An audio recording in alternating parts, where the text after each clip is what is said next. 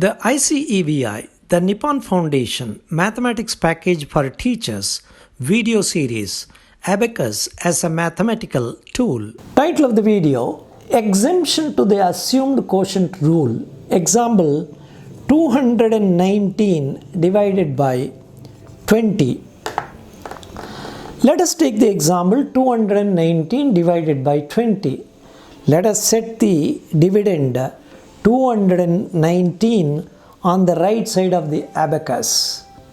That is 2 in the hundreds column, 1 in the tens column and 9 in the units column. Let us set the divisor 20 in the left extreme of the abacus. When the lowest digit of the divisor is a number other than 0, it is easy to identify. However, when it is 0, the child should remember that, and for this purpose, the number may be noted on a braille paper too. The beauty of the abacus is that even if the child forgets the 0, which is the lowest digit of the divisor, the answer will reveal that the divisor is a double-digit number with 0 at the end. Let us demonstrate how this problem is solved using abacus and what kind of exemption is allowed to the concept of the assumed quotient. For deciding the assumed quotient, we have to take the highest digit of the divisor and the highest digit of the dividend. In the case of the highest digit of the dividend being smaller than the highest digit of the divisor, then we take 2 digits of the dividend for the calculation of the assumed quotient. When the highest digit of the dividend is larger than or equal to the highest digit of the divisor, then we simply take the first digit of the dividend for calculating the assumed quotient.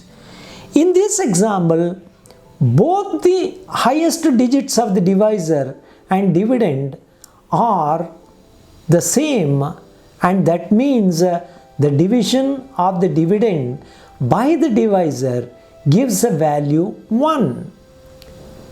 As per the assumed quotient rule, we reduce 1 and then take the remainder as the assumed quotient.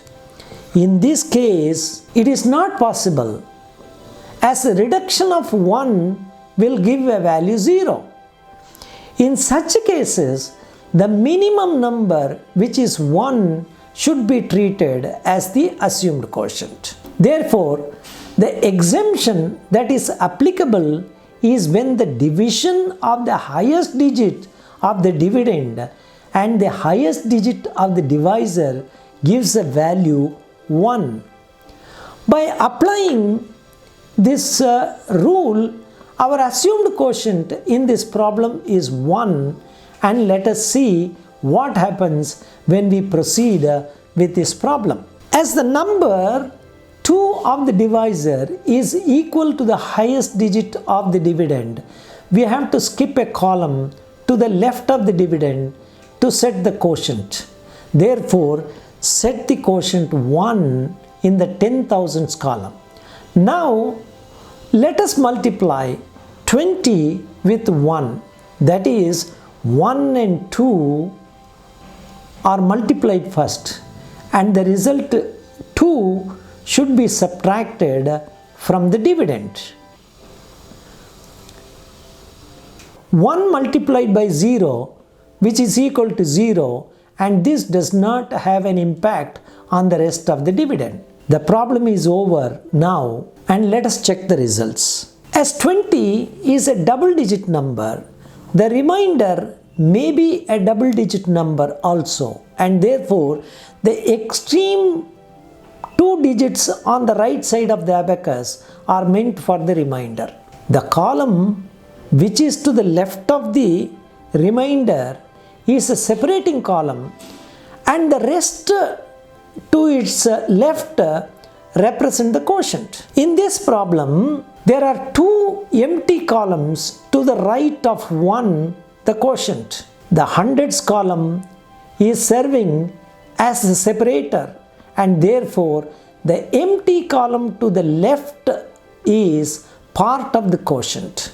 That is, the quotient here is 1, 0 and the remainder is 1, 9. Therefore, even if the child forgets that there is 0 to the divisor, which is the lowest digit, the answer clearly indicates that the divisor is a 2-digit number with 0 at the end. Hope this exemption rule to the assumed quotient is clear, and let us do a few more examples where the exemption to the assumed quotient rule is applicable.